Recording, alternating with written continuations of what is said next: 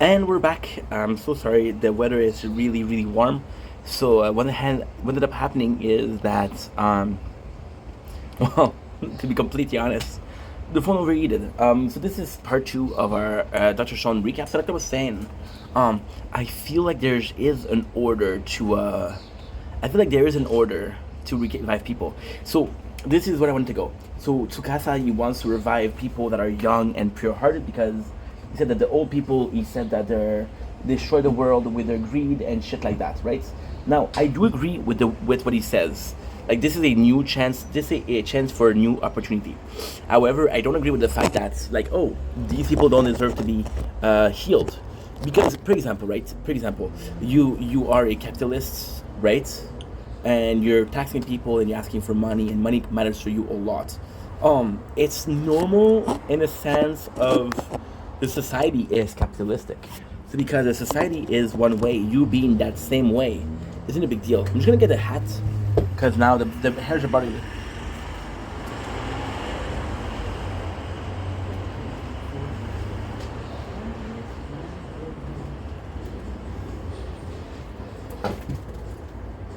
Fuck it.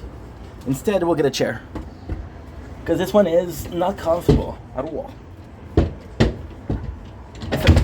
It's an old chair.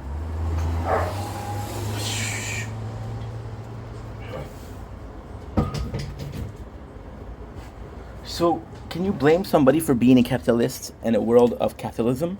No, they're just following the nature, right? They're just following the nature of what's going on. However, yes, there's bad people, and should you revive them? No. So that's kind of like what I'm. It's tough. Senju, to me, it's a bit flawed. That he's like, yeah, let's revive everybody. He's the smartest man alive, but he's like, yeah, let's revive everybody. I trust people. No, dude. No, no, no, no, no, no, no, dude. That doesn't work like that, you know. So it is a bit stupid. Okay, so next uh, we have the. He needs. It's so funny, because he has the. He talks about the next thing that he needs, which is some calcium. I don't remember the name of the calcium, right? But it's a lot of calcium, and he's and if they break it, they can do a lot of things. They can do some soap, which is super important. But more than that, there's another purpose that's more important than just soap. Did he mention that there's 4 used to it, but he only talked about 3 of them? Yeah, he wants to do mortar, which is kind of like cement, soap, and it's kind of cool because Tsukasa's like, yo, I really like what you're doing, Senku. He's trying to get the good grades. You can tell every single scene that he is in Tsukasa is he's kind of like not in the group. The two, Senku and Taiju, they're always together. He's a bit more on the outside, right? Which is, if anything, kind of shitty because you want him to be part of the whole thing, right? So now you got Taiju who's looking for shells. We learned the reason why he's so against these people. We learned that he's kind of like a killer. And Senju asked him, he asked everybody, like, are you agreeing with my plan? And like Senju's like, nah, I don't agree with you at all. I think you're wrong.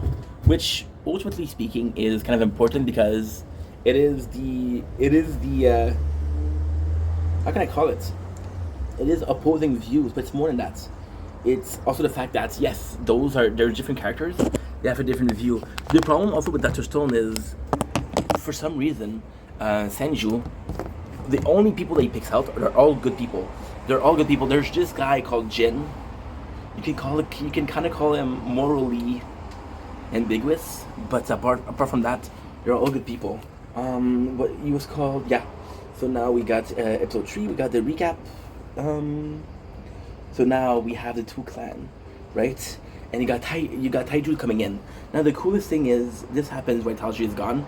So it's 2 mentality that goes in. Taiju is more loyal to Senku, so he would be like, yo, I follow Senku, whatever he goes.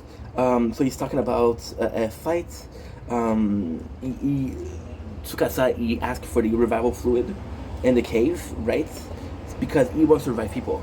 Now, this is kind of crazy because Senku, what he does is he's like, yo, I did on purpose. So it's not true. None did on purpose. This is a really important scene. He has a valley of people just chilling and talking, and he destroyed them all, which is like a murder.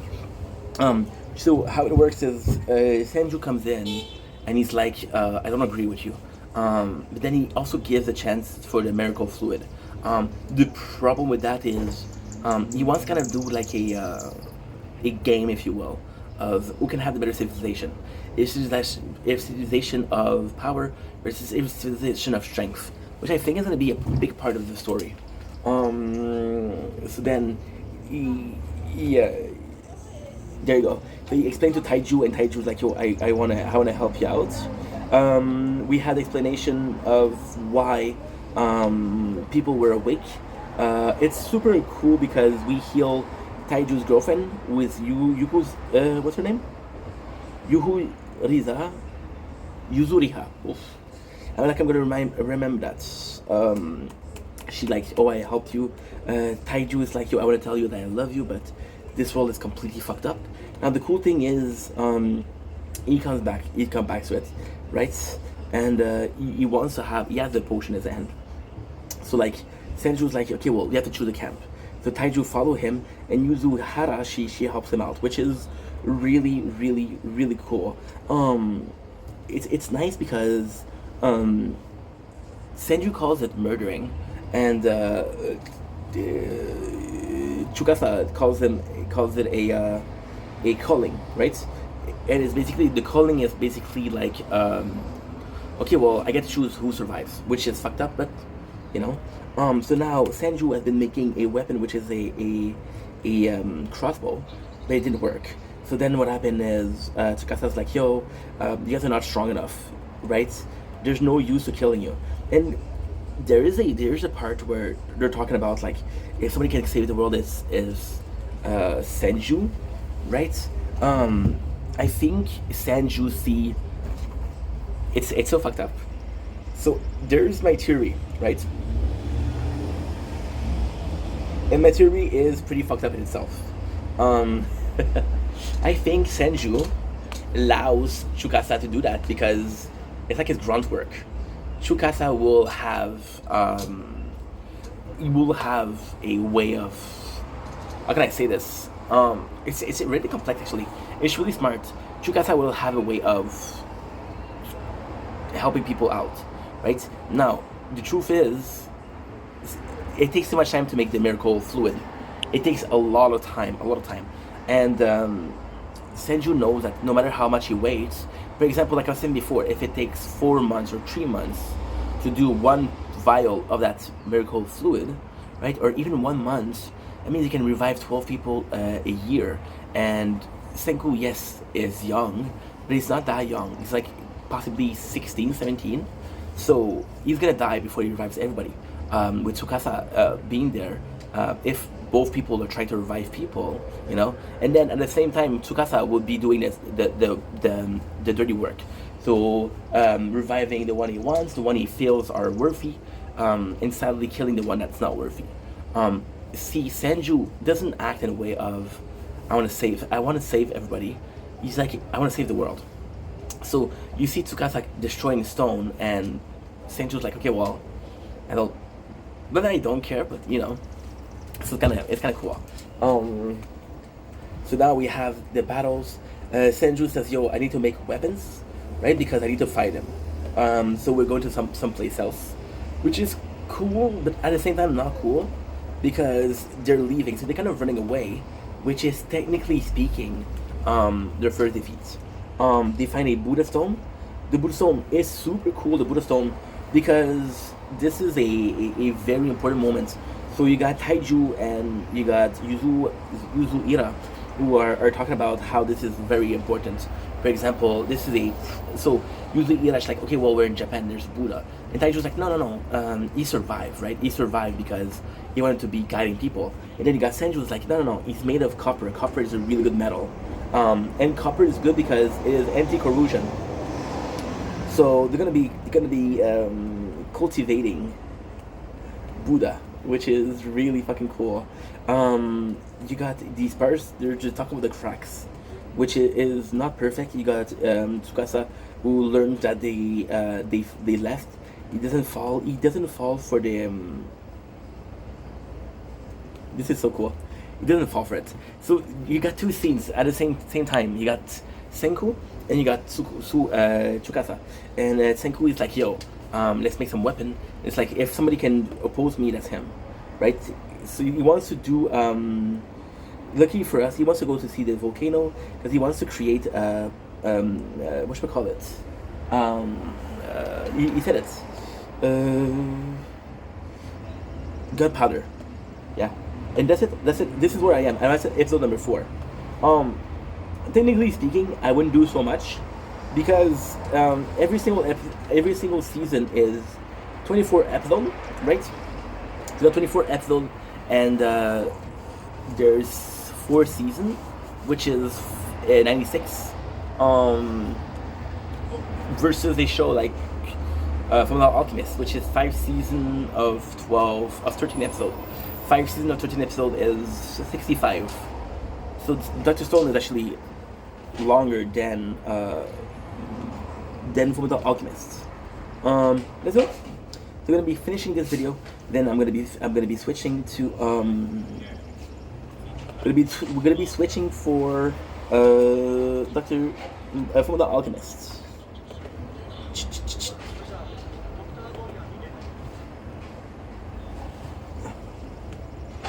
We got episode number 1. Only got 2 to do, so it's not that bad. Okay, let's go. Okay, perfect.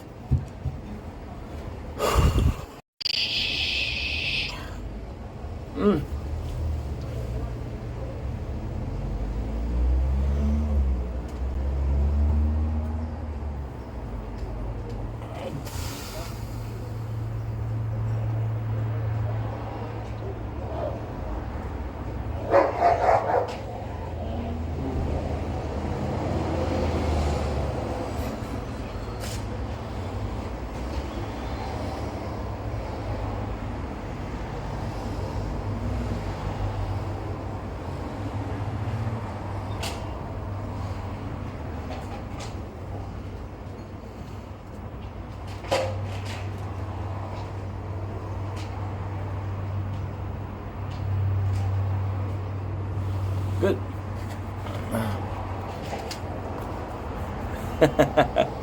Damn, dude. Don't blink. It's your blink.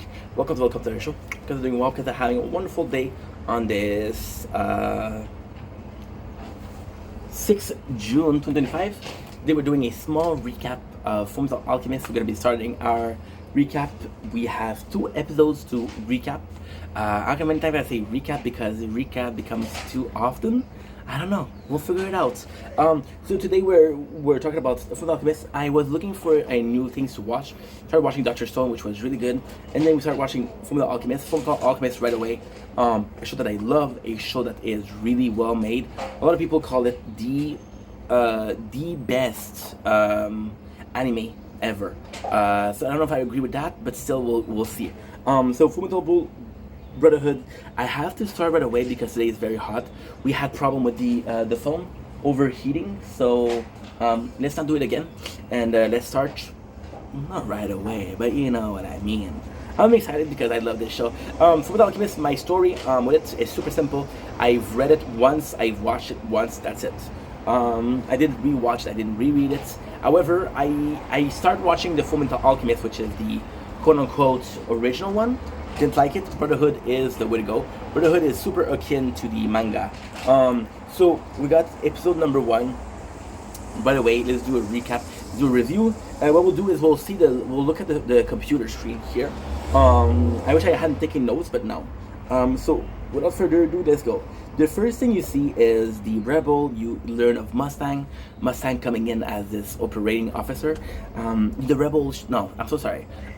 We meet the rebel through a meeting between King Bradley, which is kind of the leader, and Mustang, Colonel or General Mustang, I don't know. Who was in charge of Edward and Alphonse? Edward, the Elric brother, right? Yo, I watched this 2 days ago. This is why I'm a bit rusty. So right away we got the two brothers. They're introduced as these genius. It's super cool because kind of got spoilers in the intro, but it's super nice. We got the rebel who is super strong. We see the classical sphere of Edward. It's super funny because everybody that's in the show, they meet. Okay, so technically speaking, Edward is called the Fundamental Alchemist. There's a really good reason for that. But then they meet Alphonse, which is a suit of armor, which is made from metal, and they think, oh fuck, he's a Fundamental Alchemist. Like, no, no, no, no, I am. Which is endearing. It's sweet. I like it. So then we get the rebel. The rebel is able to control water, so vapor, ice, super smart. In a cool way, those rebels, each being master at a alchemist, it's kind of like their specialty, but you kind of see how far it could go. So I really, really, really enjoy that. We got introduction of Hughes. Hughes is a fan favorite. He's a really well-written character. He seemed like a dumbass, but he's actually really smart. He seemed like a character that not really important, but he takes a lot of important decision. He is, in my opinion, as close. See, the phone is too hot. I cannot film. As close as Mustang as possible. Mustang is one of my favorite characters. I prefer Mustang to Hughes though. So they fight him, and the first fight. See, this is weird because in the pilots, this is a pilot, right? So this doesn't act as an intro, but more so as what the show could be. So they're joking about how they're fighting. You talk about how family is important. They eat this quiche, which is an omelet, right? And it's so fucking nice. Why? Because they go in a way of I miss mom cooking, which is the reason why they're here. It's a big spoiler. I'm not gonna talk about it, but still. So yeah. So we got the rebels talking to. I don't remember who he's talking to. Kimblee, right? So Kimblee is also a really, really, really, really important character. Kimblee, it's a huge spoiler if I tell you. I'm gonna tell you right away because it's actually super important. Kimblee was. If he puts music, I cannot film.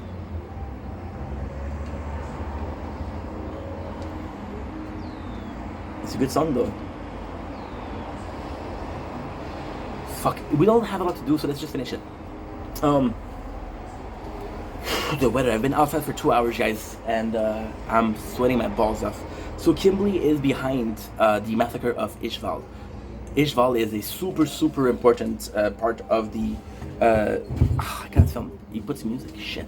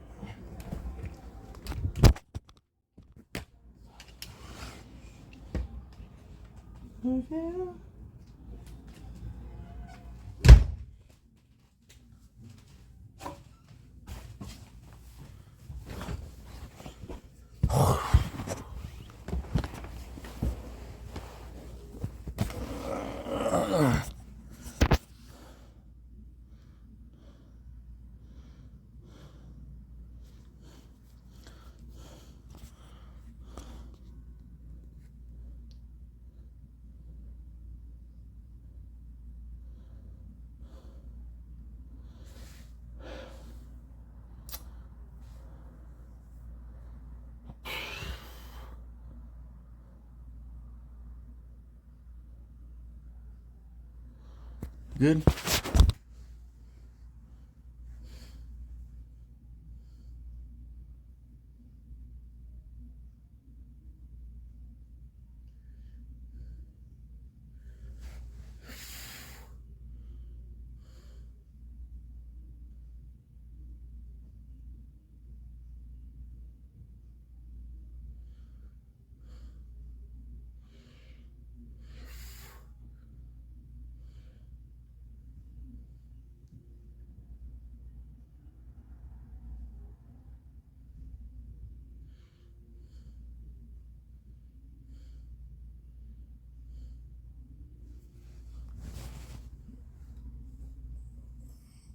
Ouch.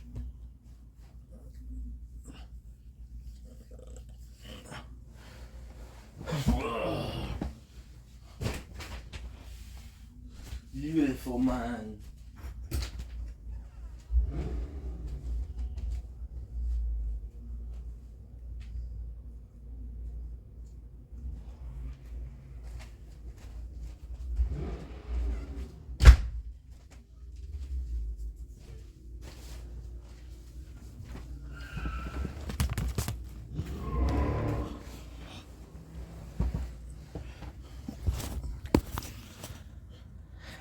Much more comfortable. Okay, let's go. So yeah, so you behind the Ishval massacre, which is a super, super, super important moment.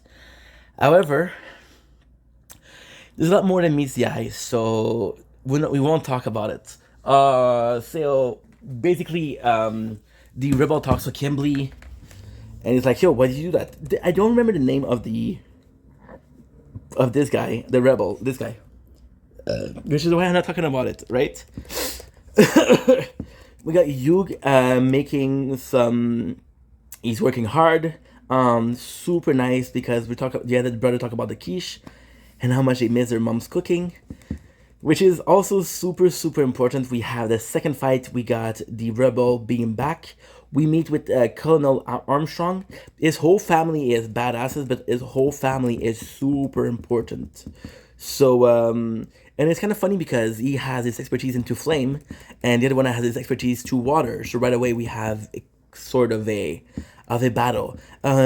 Edward is pretty freaking good because he has a mastery over everything. So we do have the fight versus the rebel and Edward. Edward and the rebel they're talking, and then it's revealed that they talk about the night of the sacrifice, which we're gonna see, but I can't spoil it because it's one episode away. So long story short, well, that's basically the whole of episode 2. So no, never mind.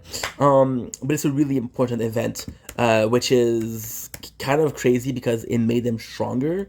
But it's a huge, huge, huge problem. So they're talking about how he just fight the rebel says thing like King Bradley don't know what he's doing. I'm trying to save the world. I'm the good guy here. I'm actually the good guy. And a little bit of a spoiler, the rebel isn't as bad as you think. Yeah, we learn it later on, but he's not as bad as you think. And the fact that he's the first enemy we fight is kind of cool. So now we got the battle between Mustang. It's so fucking funny because with him being the master of water, we think we defeated it, but his body is made of water because of blood, and he can control blood, which is kind of crazy cool. He goes in and he's fighting King Bradley himself. And that is pretty much it. So you got what I love about the first episode is how funny it is, how good it is. It's really good. It's really well put together. There's a couple of really funny moments. We're watching Doctor Stone, so I would kind of go with Doctor Stone as a bit more funny, but this is still really funny. It's just way of a good show. Also, there's a couple of instances where I really, really, really enjoy my time. So, for example, the fact that we fight a guy, we kind of win, but he gets away. As a stand all along. The other plan that we have a party, we have food that reminds us of why we're human. This is good pilot episode. It's about what the show could be. So then we have the ending. We have the Philosopher's Stone. So that the brothers are for the Philosopher's Stone. So basically, this is explained into episode number 2. Episode number 2 is actually the intro, the correct intro. So the intro is the rules of alchemy, how it works, what is the give, what is the take.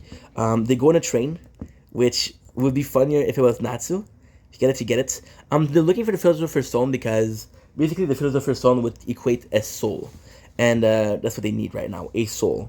So super, super simple. We have their past, we have what happened. So basically, it's kind of complex, but kind of simple at the same time. Episode number 2 does a really, really, really, really good job at explaining things in a good fashion and at a good pace. So basically, what happened is the brothers, they had this father who's a genius, who's an alchemy genius, right? This father disappeared, right? So the mom taking care of them. The place where they live, is is a is hit by a plague, and the plague takes away their mom, right? And now the two brothers, they have nobody. They're orphans, so they eat what they need to eat. There's the first thing that talks about how Edward drinks milk and he hates milk, which is a joke because everybody tells him, "Oh, if you drank your milk, you would have been taller." So it's a running joke, but it's actually a really funny joke when you learn why. So they're reading from alchemy. They go to school, but they care about alchemy. They become obsessed with alchemy. So happening is he drinks milk and he hates it, but he has curry and he loves it. And curry contains coconut milk, which is milk. It's like if somebody can do something like that, I can do whatever I want. So they're doing a circle to bring back their mom. But right away something goes wrong. They end up in this place. This is the super important place. There's this character. Give me a quick second. So this place is super super important. This is kind of limbo. So they end up in this, and it's like, yo, we'll give you eternal knowledge. You gotta sacrifice things for it, right? So this is a super super super super super important character.